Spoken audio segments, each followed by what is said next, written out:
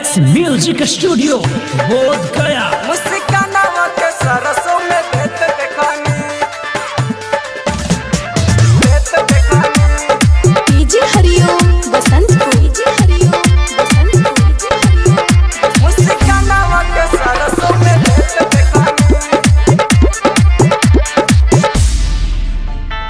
मिल के हम आवत रही अपना यार से चालू रहे काम लोकत नहीं के झार से हमारा बुझाइल की परे देखनी मुस्कानावा के सरसों में देत देखानी मुस्कानावा के सरसों में देत देखानी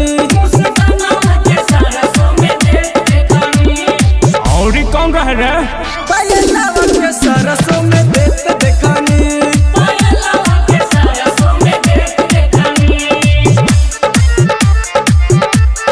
डीजे हरिओम बसंत को डीजे हरिओम बसंत को डीजे हरिओम शरम नहीं लागत रहे तन बजे ओकरा मजा मारे वाला रहे गाँव के छोकरा छोटेरी सब मिल के साथ देखनी पायलावा के सरसों में देत देखानी